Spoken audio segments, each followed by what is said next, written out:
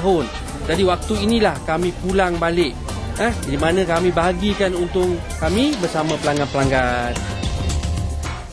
Baik, semula kita di dunia R&D terbawakan UTM untuk berkongsi tentang suatu inovasi yang menengi pingat, iaitu berkaitan dengan multi-band textile antena for wearable application at 3 ISM band.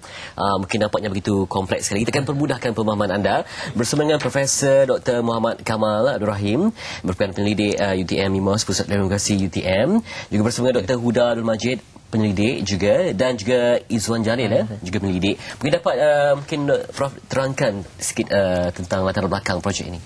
Okey, Assalamualaikum warahmatullahi wabarakatuh dan salam sejahtera kepada semua penonton MSI. Tentang produk yang kita bawa daripada UTM ni, ini adalah produk yang kita namakan antena. Seperti yang sedia kita sudah maklum, antena adalah merupakan satu peranti yang digunakan untuk menghantar isyarat. So jadi unik untuk antena yang kita bawa ni, antena tersebut diperbuat daripada fabrik. Okey. Jadi semua komponen yang dibuat adalah daripada fabrik, di mana kita boleh gunakan untuk wearable application lah, kita panggil, untuk dipakai bersama dengan baju. Okey. Mungkin dapat Izwan buka sikit nak terangkan gambarannya, lanjut. Okey, dia punya antena ni dia ada tiga frekuensi. Yang pertama kita cover untuk 3 aplikasi lah, pada frekuensi 0.9, 2.45 dan 5.8. So alatnya akan digabungkan dengan sistem. So dia akan berfungsi sebagai, kita boleh memantau individu dengan ada gambar. So digabungkan dengan antena di baju. So benda ni boleh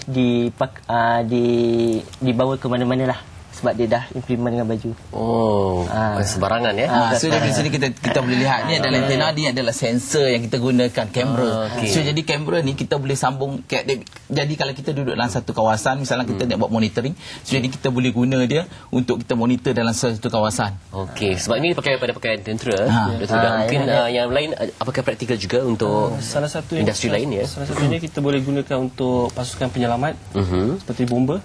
So kita boleh, dia menggunakan antena ni, kita boleh berkomunikasi antara seorang ahli pasukan kepada base station. Dia boleh proses maklumat tu lah. Proses maklumat itu tertentu ke apa? So dia boleh guna untuk tracking, untuk communication. So kalau pasukan bomba tu berada di dalam satu bangunan, so base station akan tahu di mana mereka berada, atau adakah dia selamat atau tidak. Contoh itu contohnya. Itu dia. Salah satu Jadi contoh. pencapaian macam mana atas inovasi ni, Prof? Okey, kita telah menangi dalam masa pencipta baru ni, kita telah menangi pingat emas dan juga dia best of the best untuk creativity, art and design untuk produk ini.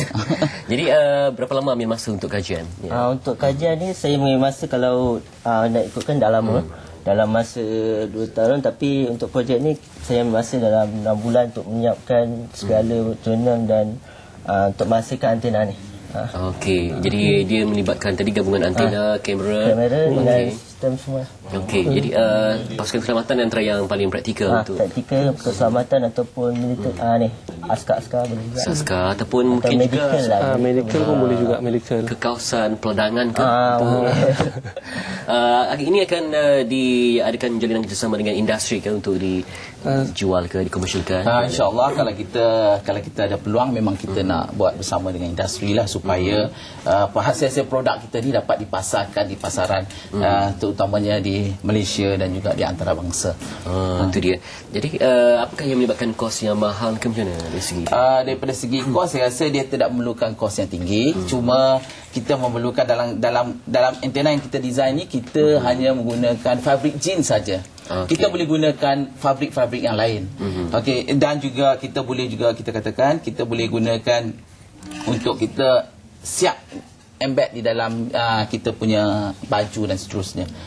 Cuma kalau kita tengok, kalau kita lihat di sini, kita ada juga, ini adalah, kalau kita lihat di sini, kita punya ni adalah, kita panggil dia fully textile. That means semua bahagian konduktor ni pun adalah daripada textile, daripada fabrik, daripada konduktor fabrik tu. So jadi yang ni pun sama fabrik, ini pun fabrik juga. So jadi dalam konteks ni mungkin kita kena beli untuk yang konduktif fabrik ni, untuk buat sebagai pemancar. Bentuk tu memang macam tu ke doktor? Okey, bentuk dia. Okey, yang sebenarnya dia ada konsep dia. Dia sebenarnya ini dipanggil antena dipole. Okey. Okey, jadi antena tersebut jadi untuk kita nak buat dia lebih kecil dan kompak. Jadi kita buatkan dalam konteks ni kita panggil dia fractal. So jadi kita boleh kecilkan lagi saiz dia supaya dia jadi lebih kita katakan lebih kecil lah. Dia punya kemampuan tu berapa dalam lingkungan berapa tu? Sekarang kami telah buat kajian di mana dia boleh cover up to 300 meters, 300 meter. Yes, dari segi keluasan lah. Keluasan saja. Yes. Untuk bangunan yang lebih tinggi mungkin ada usaha lain lah. Mungkinlah kita perlu buat balik, kita reka bentuk balik struktur dia supaya dia boleh pergi lagi jauh. Itu dia. Jadi mungkin yang dapat diterangkan yang berwarna merah. Yang berwarna merah ni sebenarnya antena ni, tapi kita cover dia supaya dia tidak maksud dia tidak basah. So jadi just kita letak ni antena yang sama juga, cuma kita letak dia dengan satu material yang supaya dia jadi dia tidak kena hujan, dia tak basah lah. So dalam konteks tu kalau antena ni performa dia kalau dia basah, masalah dia bertukar ciri-ciri dia.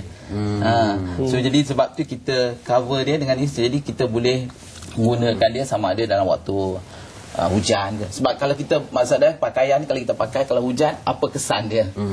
Mungkin untuk pasukan keselamatan yang berdepan dengan cuaca buruk ke mungkin kita juga sesuaikan. Maksudnya ni ada satu langkah pertama inovasi. Mungkin lepas ni ada lagi peringkat-peringkatnya macam mana? Ya. Untuk kemajuan selepas ini mungkin untuk berdepani cuaca dari segi saiz kawasan. Mungkin kita boleh gunakan bahan yang mungkin kalis air jadi supaya antena prestasi dia dapat disamakan sebelum dan selepas juga. Ini mungkin projek perintis lah ya. Jadi memandangkan projek ni telah pun memenangi pingat, lepas ni mungkin lebih mudah untuk berkarya melalui teknologi ni. InsyaAllah.